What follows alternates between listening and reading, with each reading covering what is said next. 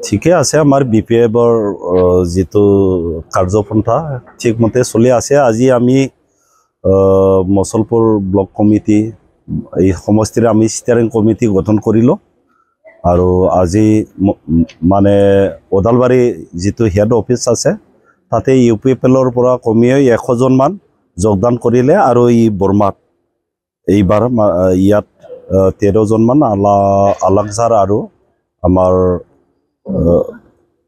কমলনগৰ এই গাঁৱৰ পৰা 13 জন আমাৰ ইউপিএফএলৰ সক্ৰিয় কৰ্মী মহিলাসকল আমাৰ লগত যোগদান কৰিছে।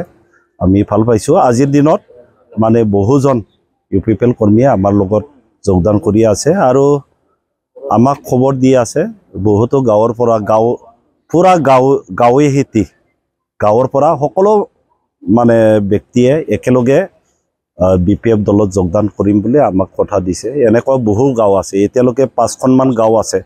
তেখেতসকলে কথা দিছে আমাক আমি সকলোই গাঁৱে হিতি সব বিপিএফতে যোগদান কৰিম আৰু এইবাৰ বিপিএফ চৰকাৰ আনিম আৰু আগৰ যেটো চৰকাৰ এইটো পৰিৱৰ্তন চৰকাৰ নহল, কৰিব নোৱাৰিলে একো পৰিৱৰ্তন নহল। ইয়াৰ কাৰণে আকৌ পৰিৱৰ্তন কৰাৰ স্বাৰ্থত এইবাৰ বিপিএফ হাগ্ৰামাৰ চৰকাৰ আহিব লাগে বুলি ৰাইজয়ে মত প্ৰকাশ কৰিছে। প্ৰতিদ্বন্দ্বী বুলি এতিয়াতো আমি কাকো ক'ব নোৱাৰে, আমাৰ বিপিএফৰ বহুত ওপৰত আছে। আমাৰ বিপিএফ বিজেপি আৰু ইউপিএফএলতকৈ বহুত ওপৰত আছে। এতিয়া আমি প্ৰতিদ্বন্দ্বী কাৰ লগত হ'ব আমি এতিয়া ক'ব নাযাওঁ, ক'ব নোৱাৰোঁ, কিন্তু আমি বহুত ওপৰত আছোঁ বিপিএফে মছলপুৰ সমষ্টিত। আৰু আগৰ পৰা আমি 5 বছৰে আমি যেহেতু বিৰোধী হিচাপে 5 বছৰে আছোঁ আৰু 5 বছৰত আমি বহু কাম কৰিছোঁ। ইয়াৰ ফল আমি যোৱা 2024 MP ইলেকশ্যনত এই ফলটো পাইছোঁ। সিহঁতৰ মিত্ৰজোঁট যেটো পাৰ্টি বা মিত্ৰজোঁট চৰকাৰতকৈ আমি বেছি পাইছোঁ। যোৱা MP ইলেকশ্যনত আমি অকলে মছলপুৰ সমষ্টিত MP ইলেকশ্যনত আমি মিত্ৰজোঁট চৰকাৰতকৈ বেছি ভোট পাইছোঁ আৰু আকৌ আশাবাদী এইবাৰ যেহেতু বিজেপিয়ে বেলেগকৈ খেলিব, ইউপিএফএলে বেলেগকৈ খেলিব আৰু বেলেগ দলবিলাকে বেলেগকৈ খেলিব। এই হিচাপে আমি আগতে অকলে খেলিছিলোঁ, এইবাৰো অকলে খেলিম আৰু অকলে আমি জিকি যাম। আমি ইলেকশ্যনত আমি আশা কৰিছোঁ হাগ্ৰামা চৰকাৰ আহিবই অনিবাৰ্য। বিফল হ'লতো একোতো নহ'ল। আমাৰ বৰমাৰে বড়োফাৰ নামত চেণ্ট্ৰেল ইউনিভাৰ্চিটি আমাৰ কিবাত আছিল, আমাৰ যেটো এগ্ৰিমেণ্ট বিটিআৰ এগ্ৰিমেণ্টত আছিল আৰু তেখেতসকলে প্ৰতিশ্ৰুতি দিছিল 1 জব চাকৰি দিম বুলি কৈছিল। মানে বহুতো প্ৰতিশ্ৰুতি দিছিল। আমাৰ কুমৰিঘাটাত ভেটেনাৰী ইউনিভাৰ্চিটি না ভেটেনাৰী কলেজ বনাম বুলি কৈছিল, এগ্ৰিকালচাৰ ইউনিভাৰ্চিটি বনাম বুলি কৈছিল, চিৰাঙত ৰেল কোচ ফেক্টৰী বনাম বুলি কৈছিল। তেনেকুৱা ওদালগুৰি বা প্ৰত্যেক জিলাত নৱোদয়া বনাম বুলি কৈছিল, NIT বনাব বুলি কৈছিল। তেনেকুৱা বহুতো অনুষ্ঠান এটাও নহ'ল। আমাৰ 10টা কলেজ হোৱা বুলি ক'লে, এই 10টা কলেজ নহ'ল। বহু বড়ো মাধ্যমৰ স্কুলবিলাক প্ৰভিঞ্চিয়েলাইজ হ'ব বুলি কৈছিলে, নহ'ল। BTCটো নহ'ল, BTC বাহিৰতো নহ'ল। এইবিলাক সব ভুৱা প্ৰতিশ্ৰুতি, প্ৰমোদ বড়োৰ ভুৱা প্ৰতিশ্ৰুতি, এইবিলাক একোৱেই নহ'ল। ইয়াৰ কাৰণে ৰাইজে এই ভুৱা প্ৰতিশ্ৰুতিটো গম পাই এইবাৰ বিপিএফৰ প্ৰতি ঢাপলি মিলিছে আৰু বিপিএফ চৰকাৰ অহাটো বিচাৰিছে আমাৰ BTC বাসী ৰাইজে। তাৰ কথাটোতো আৰু জানাই চবে, আমাৰ BTC বাসী ৰাইজ জানে, আমাৰ মছলপুৰৰ ৰাইজ জানে। তাৰ কথা এটাও মূল্য নাই। কথাত যি আহে তাকে কয়।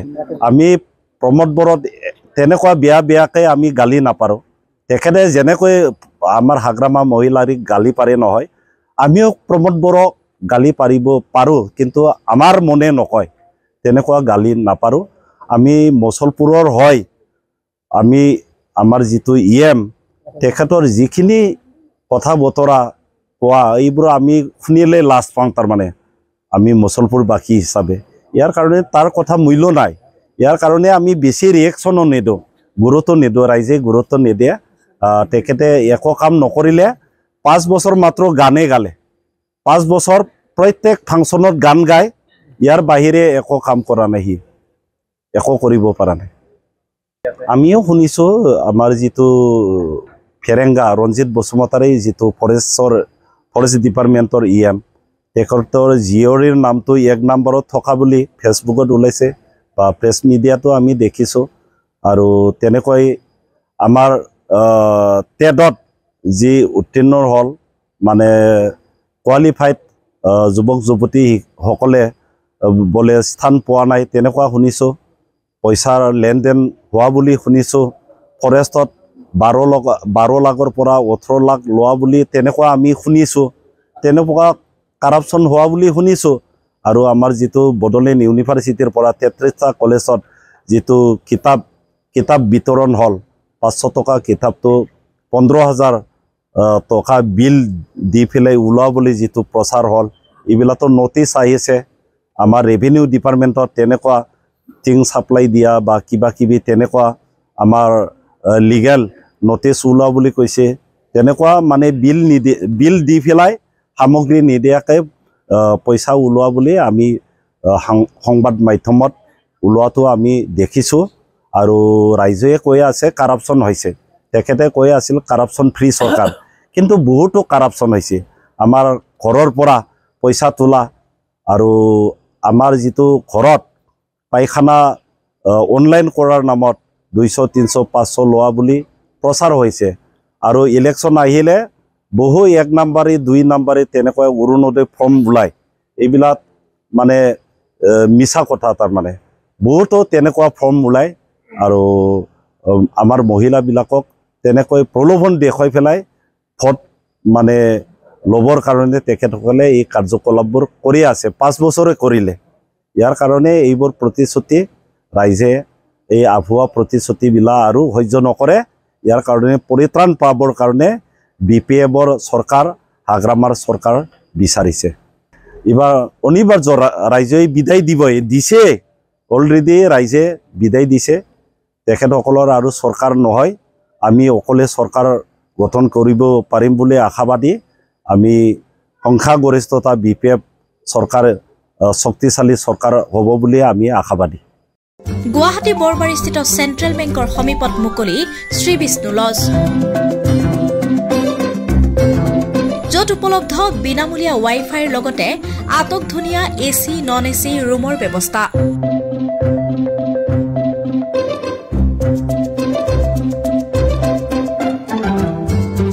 মাত্ৰ 500 টকাৰ পৰা উপলব্ধ ৰুমসমূহ আছে সুস্বাদু খাদ্যৰ ব্যৱস্থা আপুনি কম খৰচত গুৱাহাটীত থাকিব বিচাৰিছে নেকি আমি এখন নতুনকৈ লজ খুলিছোঁ আপোনাৰ বৰবাৰী চাৰিআলিত ইয়াতে আমাৰ 24টা ৰুমৰ সুবিধা আছে AC non AC single room সকলো এভেইলেবল আছে ইয়াতে সিংগল ৰুম আপুনি 500 পৰা ষ্টাৰ্ট হয় আৰু ডাবল ৰুম আপোনাৰ নন এচি 1000 আৰু এচি হ'লে 1500 ইয়াতে ট্ৰিপল ৰুমো আছে ট্ৰিপল ৰুম যথেষ্ট কম হয় 1800ত আপোনালোকে ট্ৰিপল ৰুম পাব আৰু যথেষ্ট পাৰ্কিঙৰ সুবিধা আছে ইয়াতে আপোনাৰ টিভি ৱাইফাই সকলোখিনি সুবিধা আছে আৰু লগতে খোৱাৰ ব্যৱস্থাও আছে ৰেষ্টুৰেণ্টো আছে ভেজ নন ভেজ সকলো পাব আপোনালোকে ফাষ্ট ফুড গোটেইখিনি সুবিধা আছে আৰু যথেষ্ট কম খৰচত এইটো সুবিধা দিয়া হৈছে গতিকে আপোনালোকে আহি এবাৰ চাব পাৰে আমাৰ এড্ৰেছটো হ'ল বৰবাৰী চাৰিআলি নিয়াৰ চেণ্ট্ৰেল বেংক উষানগৰ আপোনালোকে এবাৰ আহিব আৰু ইয়াতে কাপল ফ্ৰেণ্ডলি হয় ইয়াতে সকলো কাৰণে এলাও আছে অধিক তথ্যৰ বাবে শীঘ্ৰে যোগাযোগ কৰক 7035281586 নম্বৰত